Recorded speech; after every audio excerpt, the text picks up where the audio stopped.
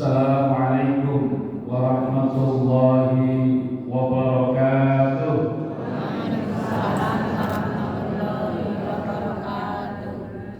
Alhamdulillahil muwaffiqil mu'in. Iyyahu na'budu wa iyyahu nasta'in.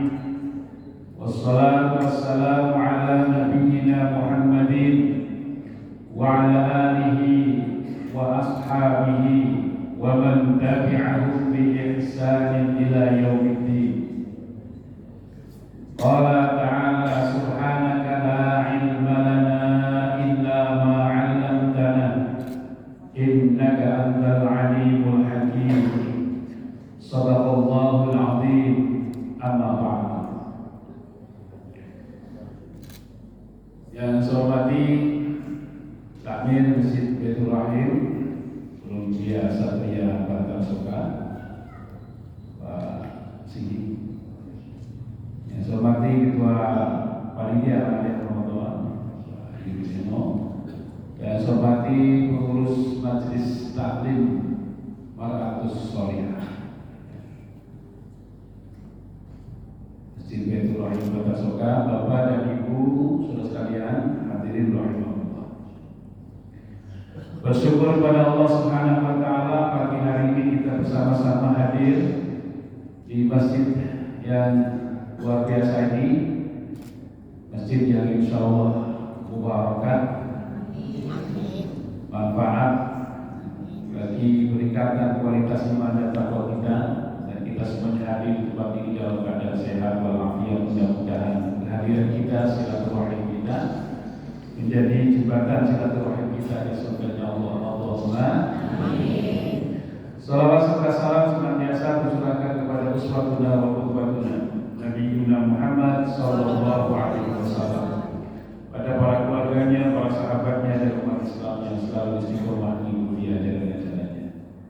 Para bapak ibu saudara sekalian yang saya hormati,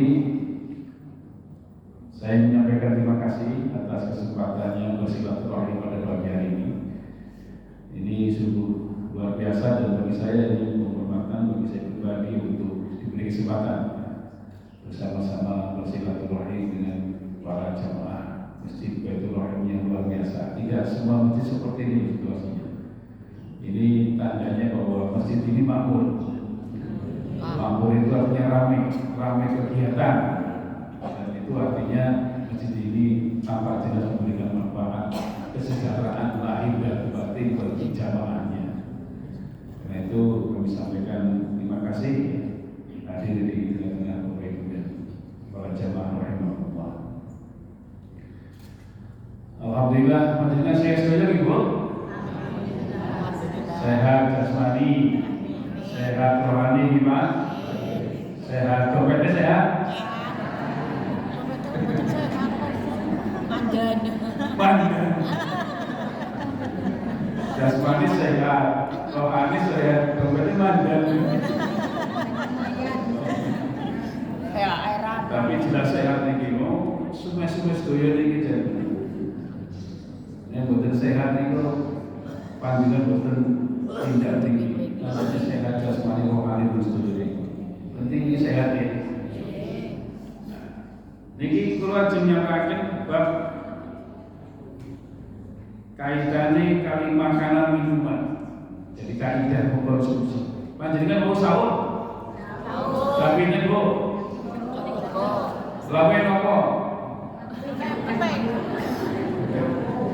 Kanggo, Pak, kawe nopo? Ya, mendoan. Mendoan. Ini nopo nih? Luban, sambel, tempe. Kalau tanggal ini lagi bab makanan ya, sing ringan-ringan mau. Menurut panjenengan tempe niku wonten boten jaman Kanjeng Nabi?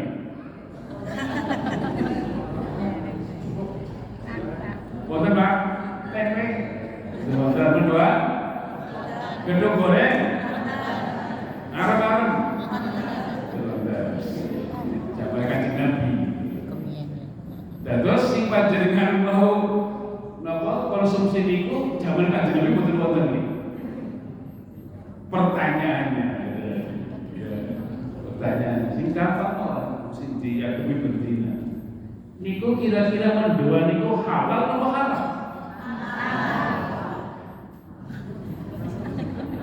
Ini pertanyaan terlambat, tapi udah tahu nah. Bukan belum pernah tahu nah, oh iya. Dan jadi mendoan untuk goreng kalau kemarin itu halal apa haram? Ngerti nih? Udah makan juga bilang gimana? Kami mau pertanyaan ini. Zaman kajian itu betul. Lah, itu kajian yakin halal dasarnya no. Ayo.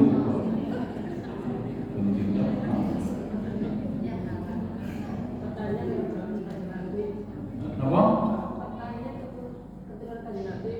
Oh itu mendoan keturunan Kanjeng Nabi.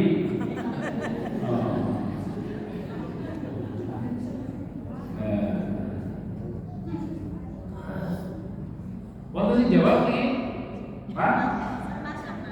Termasuk makanan yang dihalalkan. Ngerti nih?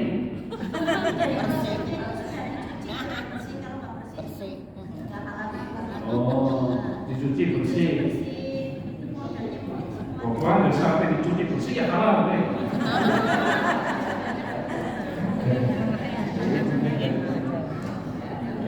Ya betul. Halal. Tandanya Pak. Oh bisa halal.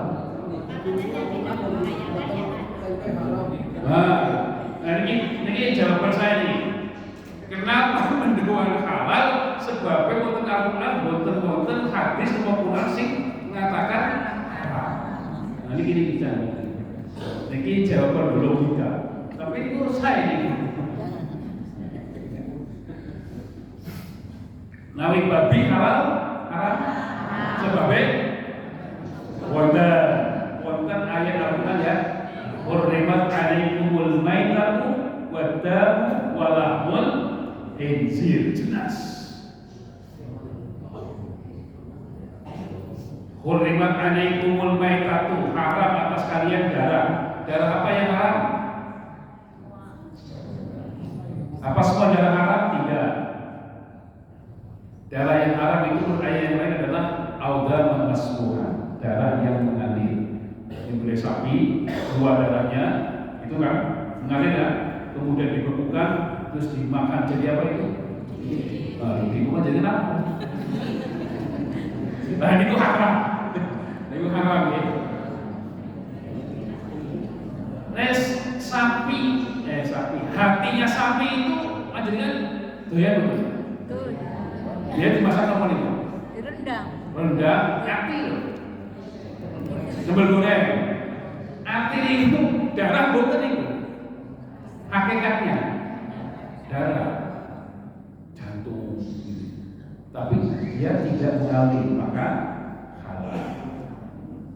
Seneng hati? Seneng boten?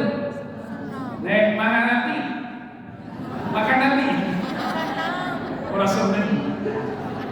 Oh, makan hati tok gitu kan. Sakitnya di mana? Iya.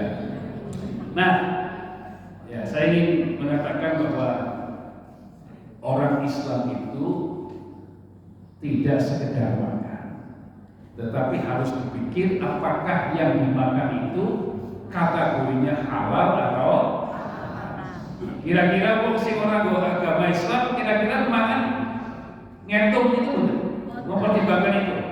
Si penting apa? Enak. Nah, si penting beda nih. Kalau si penting enak aja pada ayam jadi makan kayak gini ya. Si penting kira-kira ayam mempertimbangkan halal haram enggak? Enggak. Orang ngerti ya batasan halal dan Bapak dan Ibu yang saya hormati, di dalam Al-Quran surat Al-Baqarah ayat 168 Allah berfirman Bismillahirrahmanirrahim Ya ayuhan nas kulu mimma fil ardi halalan thayyiban wa la tattabi'u khutuwatis syaitan innahu lakum aduwwun mubin. Ya ayuhan nas, wahai manusia. Kita manusia bukan? Nah, termasuk yang disuruh oleh Allah ya, karena kita manusia. Ayam berarti bukan manusia, tidak termasuk ya? Wahai ayam enggak. Ini manusia. Karena yang disuruh manusia berarti untuk kita semuanya. Kecuali kalau kita tidak merasa manusia. Masih merasa manusia kan? Masih dong. Apa kata Allah? Kulu mimma fil ardi halalan thayyiban. Makanlah segala sesuatu yang di atas bumi ini halalan thayyiban. Suruh makan makanan yang halal dan thayyib. Halal betul? Kan halal itu apa? Halal ya halal. Halal ya halal. Halal itu berarti halal lawannya apa? Haram ya. Halal lawannya haram. Dunia ini kan berpasangan. Halal atas besar kita kayu kecil. Gandeng lawannya apa? Ini hidup ini berpasangan laki-laki perempuan. Maksudnya laki-laki perempuan. Ngerti nih? Ngerti nih kayak anak laki-laki ya. Kayak apa laki-laki? Ngerti nih apa? Anak betul. Jadi panjenengan jadi perempuan karena ada laki-laki. Laki-laki menjadi perempuan. Laki-laki disebut laki-laki karena ada perempuan. Jadi itulah hidup itu saling melengkapi. Hidup saling melengkapi. Kaya lawannya miskin. Orang disebut kaya gara-gara ada orang. Berarti berterima kasihlah orang kaya kepada tanpa dari mereka tidak disebut sebagai sama-sama. Ya kan? Pejabat adalah kenapa disebut pejabat? Karena kembali ke manusia ya. Halal thayyiban. Halal itu artinya halal itu artinya terlepas. Halal terlepas. Terlepas artinya dilepaskan oleh syariat, dilepaskan oleh agama, itu artinya boleh. Halal dibolehkan oleh agama. Yang tidak dibolehkan hukumnya apa? Haram. Halal lawannya. Apakah cukup halal? Tidak. Di sini disebutkan thayyiban. Di samping halal juga thayyib. Kata thayyib. Oh. Artinya Pak thayyib. Pulang. Ngerti banget Bang thayyib. Thayyib itu artinya baik. Baik itu dalam konteks makanan higienis. Higienis itu sehat. Berarti mungkin tidak ada makanan yang halal tapi tidak thayyib. Banyak. Contohnya Pak, kayak ini coba makanan yang mengandung zat-zat apa ya? Kimia barangkali pewarna ya. Pewarna itu loh apa namanya untuk pakaian ya, kain kemudian untuk makanan coba. Biasa warna batik itu bisa warna apem apa merah-merah, hijau-hijau itu bahaya. Itu halal atau tidak halal? Tapi tidak thayyib.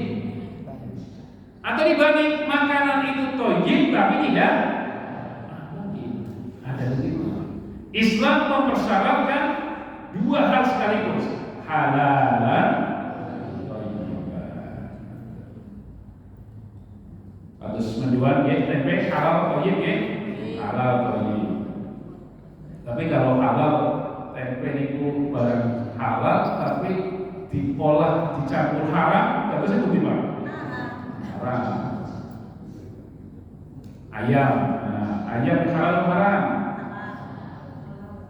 Halal, termasuk ya bahimatul an'am, binatang ayam itu halal, tapi kalau masaknya dicampur dengan daging babi atau perabotan yang dimasak itu bekas perabotan masakan babi, maka menjadi haram. Haramnya kenapa? Bukan karena ayamnya, tapi karena pengolahannya. Itu namanya haram li ghairi. Haramnya itu bukan karena zatnya, bukan karena ayamnya, tapi haramnya karena pengolahannya. Syai'un akhar atau amrun kharijiyyun, sesuatu yang berada di luar dari konteks ayamnya itu. Ayamnya itu halal, tapi karena diolah dengan cara dicampur dengan barang haram, maka ayam yang aslinya halal menjadi atau ayamnya benar diolah dengan benar tapi nyembelihnya salah, ya, jadi bangke lah, sembelihannya salah. Ayamnya benar punya sendiri, sembelih dengan baik, ya, diolah juga dengan benar, tapi ayamnya hasil curian.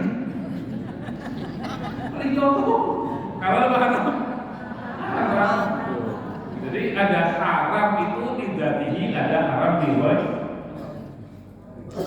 Lalu setelah Allah Subhanahu wa taala mengatakan agar kita mengkonsumsi barang yang halal dan thayyibah, Allah memperingatkan, wala tattabi'u khutuwatis syaitan. Janganlah kau mengikuti syaitan. Nah, kau setan bu, nanti Panjenengan pernah lihat setan? Betul. Percaya adanya setan? Percaya. Buru-buru mau percaya.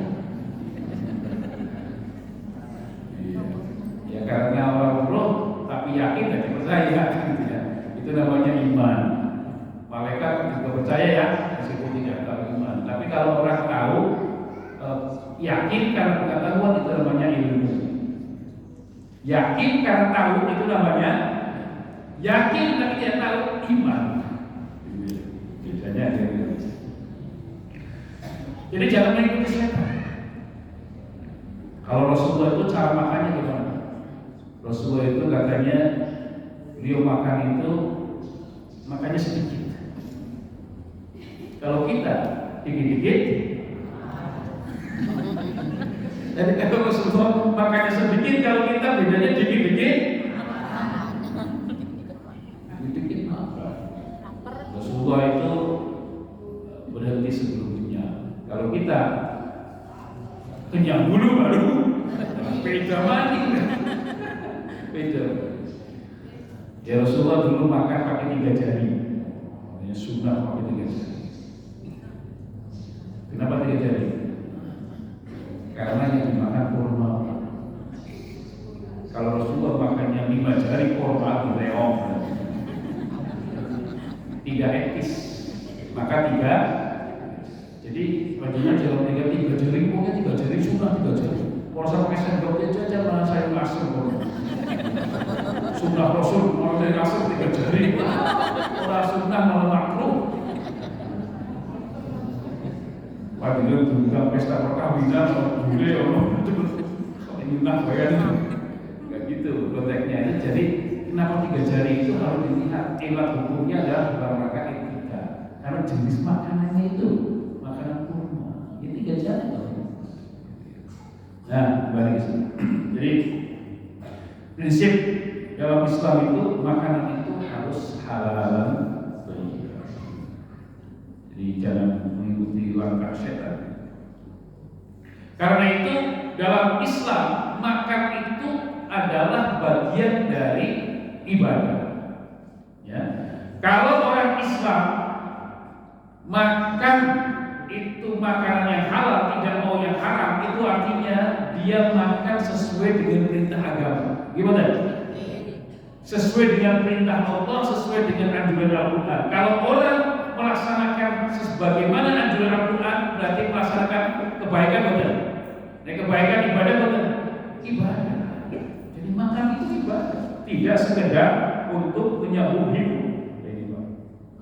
Jadi bedanya orang mukmin, orang muslim dengan yang bukan muslim itu dalam hal makanan, pada makan, yang satu bernilai ibadah. Kalau makan itu diniati sebagai upaya untuk mempertahankan hidup, satu itu, yang kedua sebagai cara yang dimakannya sebagai pemenuhan dari perintah Allah, yaitu tidak mau makan kecuali makan yang halal. Kalau itu dilakukan berarti sesuai dengan perintah agama. Mengikuti perintah agama adalah berbaik, berbuat baik itu adalah ibadah.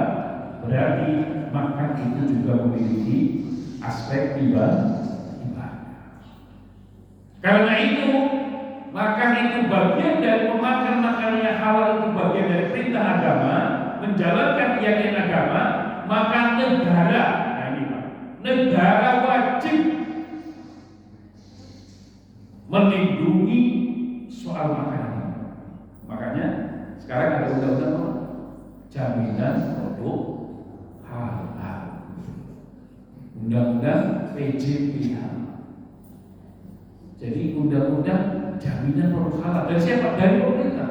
Kenapa pemerintah itu kemudian mengatur ini? Karena pemerintah berkewajiban memastikan warga negaranya yang muslim tidak makan kecuali makanan yang halal. Kenapa? Karena itu bagian dari perintah agama. Memakan makanan yang halal adalah bagian dari perintah agama, dan menjalankan perintah agama itu bagian dari hak asasi manusia, dan kartu negara wajib. Nah itu. Kenapa pada undang-undang BPJS? Ini masalah. Ini awal berpikirnya. Kok negara mengaturnya halal? Karena makanan yang halal bagi umat Islam itu adalah bagian dari pelaksanaan ibadah, pelaksanaan keyakinan agamanya. Dan pelaksanaan keyakinan agama itu kan dilindungi kan? Negara wajib fasilitasi. Nah sekarang sudah semua produsen itu harus memastikan produknya itu memiliki label halal. Itu kita bersyukur Pak. Pemerintah kita di Indonesia itu memberikan fasilitas itu kepada umat Islam. Itu artinya kan pemerintah ini kan bertanggung jawab terhadap pelaksanaan ajaran agama dalam hal makanan. Jadi luar biasa. Kita tidak semua negara Islam punya punya undang-undang semacam itu. Itu artinya pemerintah kita memperhatikan betul pelaksanaan ajaran Islam dalam hal makanan. Makanya muncul undang-undang BPJS. Jadi ini menunjukkan apa Pak? Bahwa makan dalam Islam itu tidak hanya pemenuhan kebutuhan biologis sekedar mempertahankan hidup, tetapi juga ada unsur religius, ada unsur agama. Kalau orang yang bukan mukmin, ya non Islam, makan itu hanya memenuhi kebutuhan biologis saja, sekedar bertahan hidup. Tapi bagi umat Islam, makan itu di samping kebutuhan biologis juga ada dimensi religius. Karena apa? Karena makan yang halal bagian dari perintah agama, melaksanakannya bagian dari ibadah. Nah, ini bedanya. Dengan ini menjelang Lebaran seperti ini. Makan jajan-jajanan itu siapa? Derek.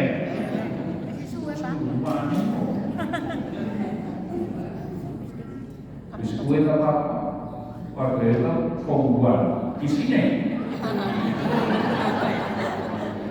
Padahal biskuit kombuan isinya beda. Bungkus karena wadahnya gitu, top banget itu. Itu kena pasar pembuatan mobil gitu. Sudah pola-pola sing penting sing penting halal Pak. Sing penting halal. Nah, jadi Islam mengaitkan kegiatan makanan sebagai bagian dari kegiatan ibadah. Lagi ya, ini bedanya orang Islam dengan orang yang bukan Islam. Oleh karena itu harus diperhatikan kaidah makan dan minum ini. Nah, sekarang kembali pada pertanyaan pertama. Di dalam Al-Quran, dalam hadis ya, kaidah makanan itu disebutkan oleh Rasulullah, al-halalu ma ahallallahu fi kitabih.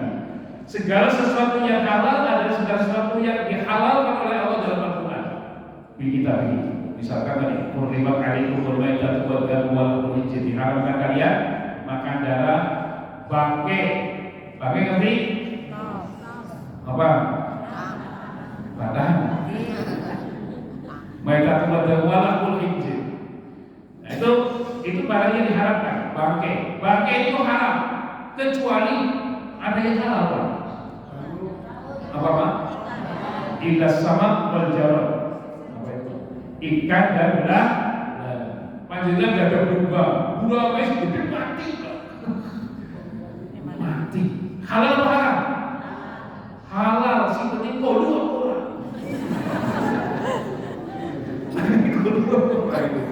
Halal.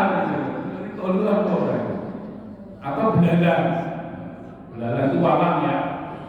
Walang. Panjenengan doyan walang? Ya doyan aja terserah, tapi halal namanya. Illas sama wal.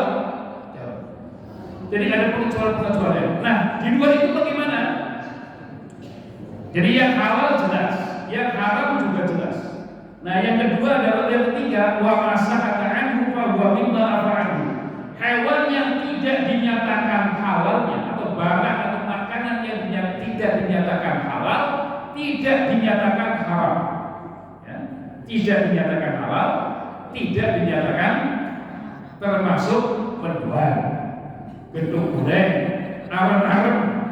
Ada nggak hadis atau ayat Qur'annya yang menyatakan halal? Nggak ada. Yang menyatakan halal berarti yang ketiga ini, wa ma sakata anhu wa huwa mimma afa'an. Segala sesuatu yang didiamkan tidak disebut halal, juga tidak disebut haram, maka fa huwa mimma afa'an, maka itu dibolehkan. Prinsipnya dibolehkan kecuali terbukti itu bertentangan dengan syariat. Tapi hukum asalnya adalah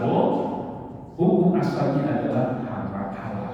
Jadi pertanyaan saya tadi, bagaimana menjual itu hukumnya halal atau haram? Halal. Kenapa? Tidak ada dalil yang mengatakan haram.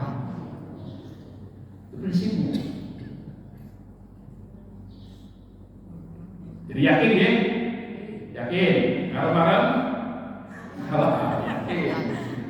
Dasarnya apa? Karena tidak ada dalil yang mengharamkan. Banyak banget.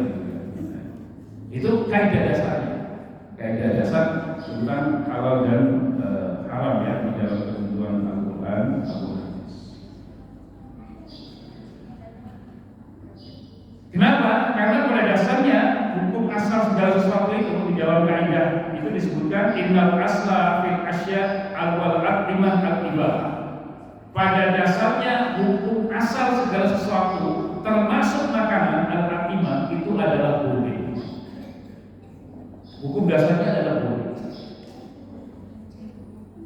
Kecuali tadi misalkan ada proses misalkan ayam tadi ya. Ayam itu pada dasarnya halal, tapi kemudian ketika terbukti proses pengolahannya, masaknya itu bercampur dengan barang yang halal, terbukti begitu ya. Maka bukti inilah yang merubah posisi hukum kedudukan hukum ayam dari halal menjadi halal. Ada fakta baru, yang merubah status hukumnya. Maka kaidahnya kan al-aslu fil asya al-ibahah hatta yadulla dalil al-tahrimi. Pada dasarnya ayam itu adalah halal sehingga ditemukan bahwa jika ditemukan bahwa ada proses pengolahan yang salah, jika ditemukan bahwa ada proses penyembelihan ayam yang salah, ya, maka kemudian berubahlah hukum asal dari halal menjadi itu kaidah dasarnya. Lalu prinsip dasarnya apa? Prinsip dasarnya adalah halal. Innal asla fil asya wal a'imah bil ibah. Pada dasarnya hukum asal dari segala sesuatu termasuk makanan yang dibolehkan idza lam yarid asyara bi tahrimi syai'in minha, kecuali ya atau sampai ketika ada dalil yang mengatakan bahwa itu adalah haram. Tapi kalau tidak ada, ya tetap di dalam hukum kehalalan. Kalau tidak ada dalil yang mengatakan begitu ya, atau mengatakan sebaliknya, bahwa ini daging ayam ini haram. Kenapa? Karena cara penyembelihannya itu adalah salah atau cara pengolahannya salah. Nah ini maka dia menjadi halal, Muncul pertanyaan, bagaimana kalau panjenengan ragu? Ibu kalau beli di pasar ayam sudah disembelih belum? Panjenengan kertas boten, siapa sih nyembelih? Orang ngerti? Siapa sih nyembelih? Wong rumah ini ngendi? Caranya kepriwe? Macam boten? Gitu. Terus panjenengan yakin boten niku? Panjenengan yakin mawon niku modalnya ya? Yakin. Tapi sejatinya panjenengan boten ngertos. Sapa sing boleh ning ngendi alamatnya ya, alamatnya. Caranya boleh kepriben maca bismillah orang ngerti panjenengan. Ngertine wis disembelih kok. Anyang-anyangan di pasar. Panjenengan ora tak kok wis sapa sing boleh kepriben cara. Nah, tapi kenapa panjenengan kok tumbas? Apa tuh baik? Karena ya yakin bahwa niki yakin sih boleh wong Islam, yakin yang boleh bismillah. Hakikatnya panjenengan itu orang ngerti. Ya termasuk saya juga kan, gitu ya. Ya itu modelnya yakin aja. Ya sudah. Kalau memang yakin begitu sudah. Tapi kalau panjenengan ragu terus, ya jadi tuh. Nah, kalau panjenengan sendiri ragu ya, itu namanya subhat. Kalau panjenengan, tapi sebaiknya hilangkan itu. Subhat itu daripada panjenengan nanti di ragu terus malah was-was terus gitu ya. Nah, kalau memang begitu ambillah yang yakin saja. Yang yakin ini disembelih dengan benar, disembelih orang-orang Islam dan dengan cara yang benar.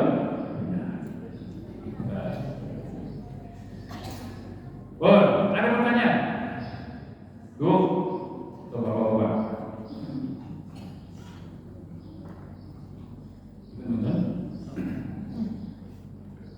Lanjut.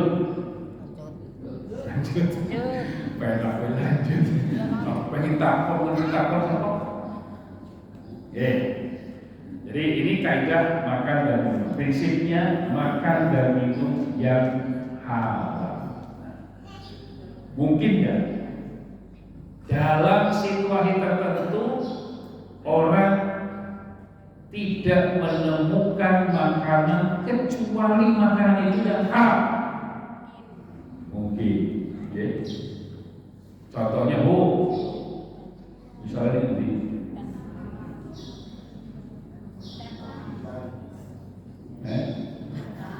hutan Kalimantan lah ya. Ini pelaku rumah ya. Orang di hutan terus seperti ini. Atau pendaki lah ya, sederhana saja lah. Kan banyak orang pendaki gunung kan. Itu loh sih suka iya pencipta alam naik gunung gitu kan, itu mungkin itu bekalnya habis ya, itu contoh yang paling realistis. Daki apalagi tersesat ya kan, tersesat bekalnya habis sementara dia harus kalau tidak makan mati. Harus makan, kalau tidak makan mati. Tapi anane tikus misalnya maksudnya ini contoh apa anane apa jajan di kanan babi apa tikus atau yang sejenisnya ya. Prinsipnya orang ini harus makan, kalau tidak makan padahal menjaga jiwa hukumnya apa?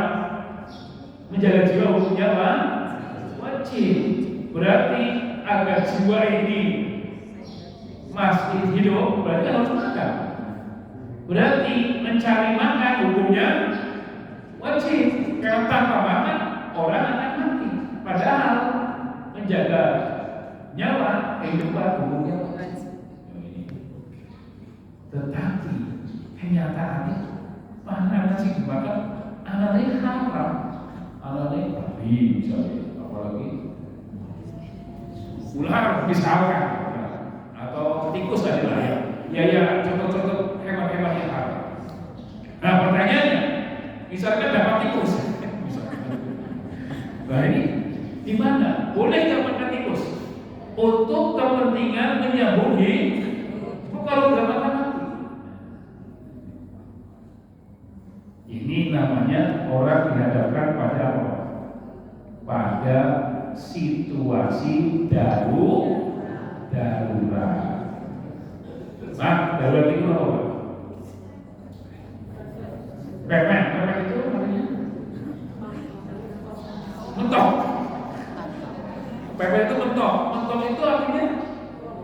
Ya pol-polan. Aduh, saya ngerti tapi definisikan apa ya Pak?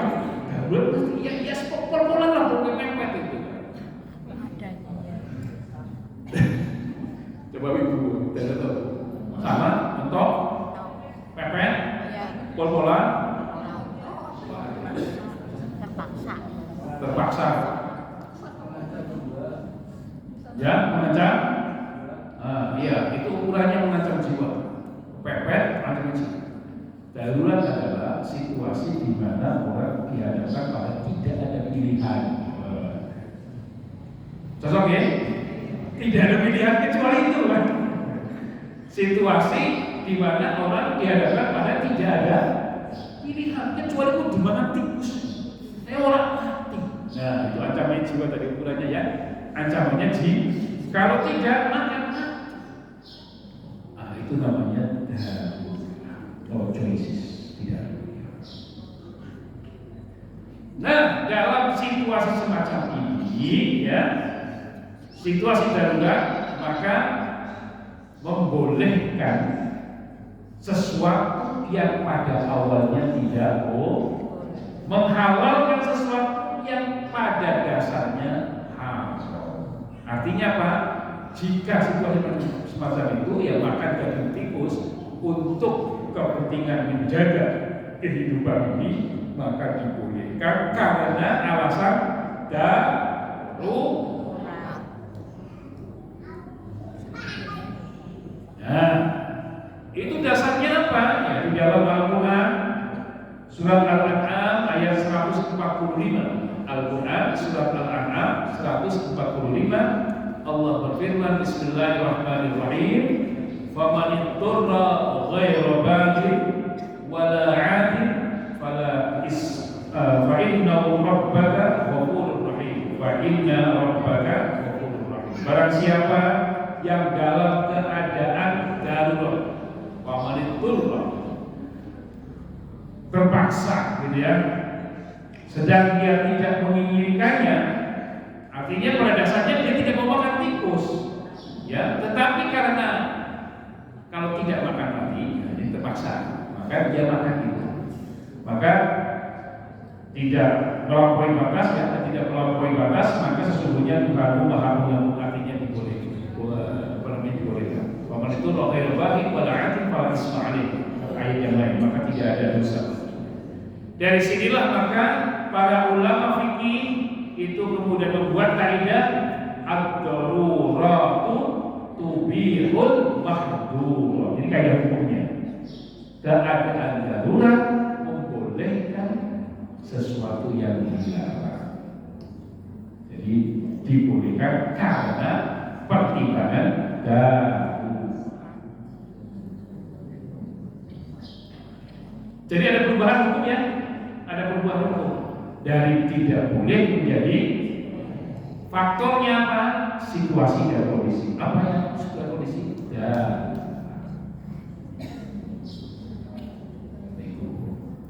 Panjenengan nanti boleh ngalami keadaan darurat, bu. Boten nanti darurat-daruratan. Berarti kalau orang terus ya, alhamdulillah. Orang banyak darurat. Contoh darurat, ibu-ibu mungkin dialami, mungkin atau mungkin di antara pernah mengalami.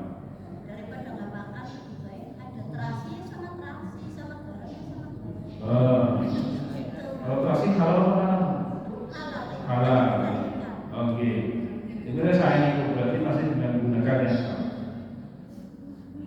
Ya kalau nggak ada apa-apa ya terasinya enak. Apalagi mau buka puasa, kabeh enak. Ada urusan buka enak kabeh lah. Oh nggak jadi jawab. Iya, maka Rasulullah katakan lis-shaimi farhatani. Farhatun inda iftar wa farhatun inda liqa'il ya. Seorang puasa itu punya dua kegembiraan. Satu gembira dalam waktu iftar, waktu buka. Kenapa gembira? Sebab kabeh makanan enak, termasuk terasi ya. Contoh ibu, ada ibu-ibu mau melahirkan, kata dokter harus ada tindakan medis operasi sesar. Wonten dokter iki? Wonten nggih. Kula tak niku sing ngoperasi niku dokter lanang apa wadon?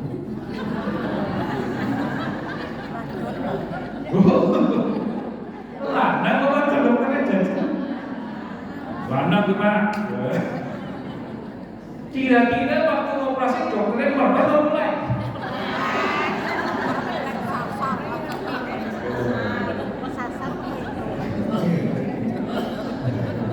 Melek lah. Padahal dokternya duduk suaminya nggih wong liya jenenge ajnabiyah. Laki-laki melihat aurat perempuan hukum dasarnya apa? Haram. Nah ini keadaan darurat sebabnya sing bisa dokter kuwi anane dokter kuwi lah. Darurat dokter ini darurat. Jadi dokter ini melihat aurat perempuan boleh atau tidak? Boleh. Kalau operasi porno. Kebolehannya karena apa? Itu dan juga pernah mengalami darurat ya? Gitu kan. Jadi boleh. Ini dalam ini soal makanan, ini soal tadi namanya melihat aurat perempuan. Perempuan itu gimana? Di dalam Al-Quran itu ya orang perempuan harus ditutupi ya. Ini para ulama berpendapat. Menurut mayoritas ulama, kul jami'u badanil mar'ah aurat. Semua anggota tubuh perempuan itu adalah aurat. Illal wajhi wal kaffain, kecuali wajah dan dua telapak. Ini menurut pendapat jumhur ulama.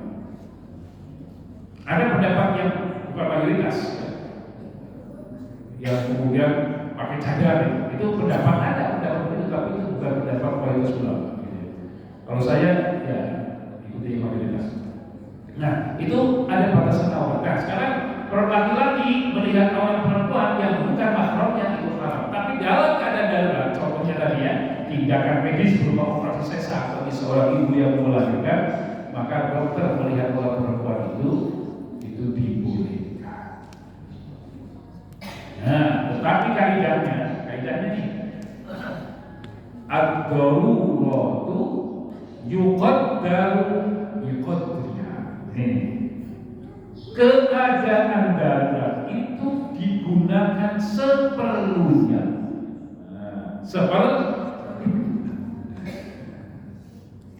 Kalau tadi darurat makan tikus balik ya, makan tikus tadi.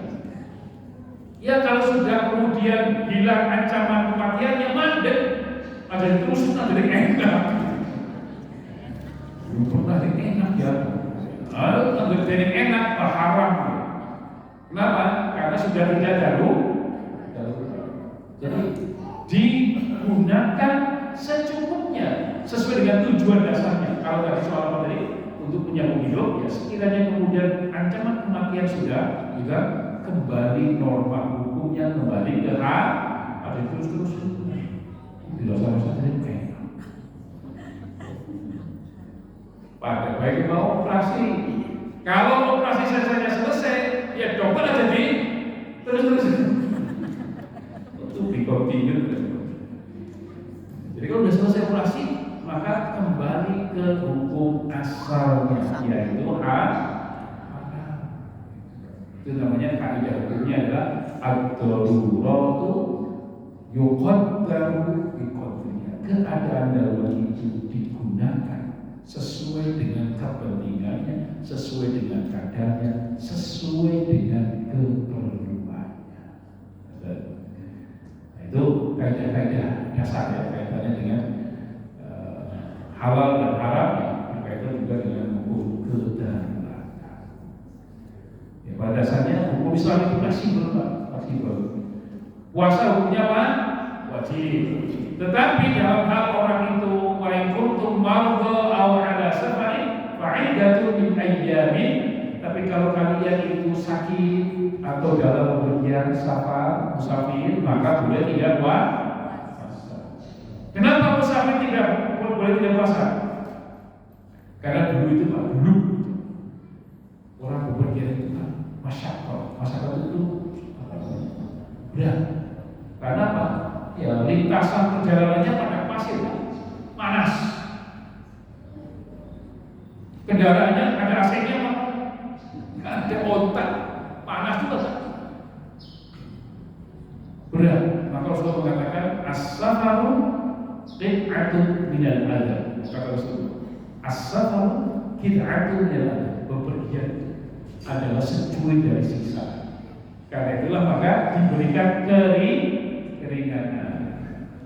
Sekarang Pak, kalau panjenengan ke Jakarta naiknya kereta eksekutif, kira-kira masyarakat apa enggak Pak? Enak atau susah atau berat atau enggak? Kira-kira perlu buka puasa enggak?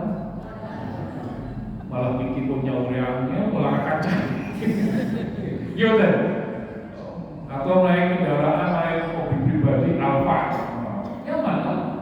Naik dari Purwokerto langsung tidur nyampe di Jakarta. Adabnya di mana? Nggak ada kan? Gitu kan? Enak nyaman. Gitu kan? Maka saya kira dia tidak perlu apa namanya, tidak perlu batal. Tapi kalau batal gimana? Ya nggak apa-apa juga. Itu dibolehkan kan? Tapi tak. Kalau saya enggak.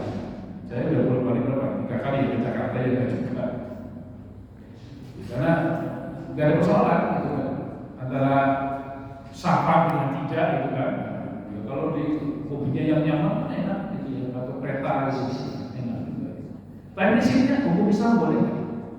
Membolehkan. Kalau misalkan mengambil pilihan apa? Berbuka puasa ya nggak apa-apa. Nah, tapi saya ingin mengatakan hukum Islam itu fleksibel. Bisa berubah sesuai dengan situasi dan kondisi. Berkata, silakan Ibu. Ya, 5 menit lagi. Ya, Allah. Iya.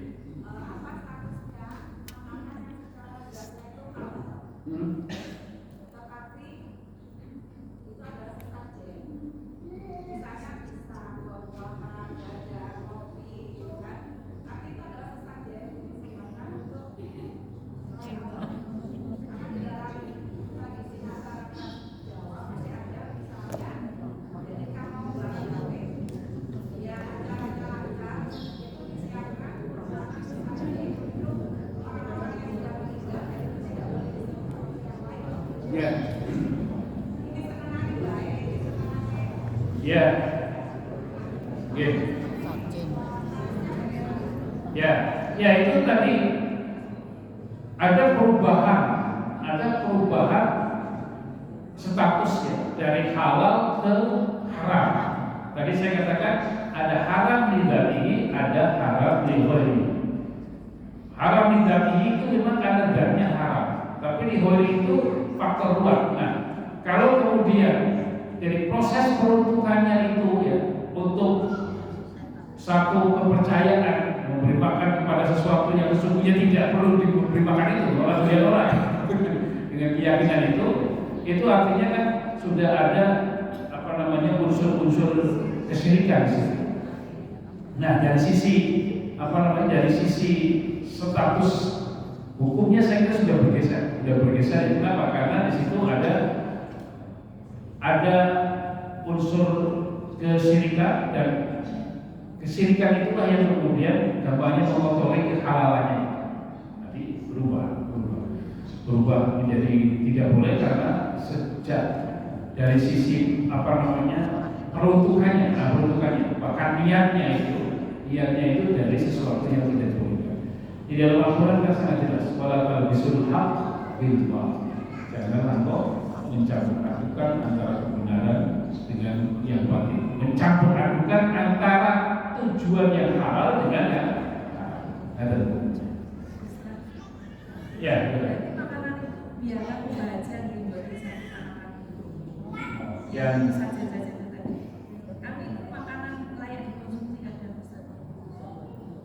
Ya, atau mungkin ini apa namanya, kan bisa untuk sesuatu nah terus tetap dimanfaatkan untuk hewan. Nah tadi para bapak ibu hadirin untuk acara penyaluran ini. Nah kan para bapak ibu mungkin manfaati kurang lebihnya mohon maaf ya.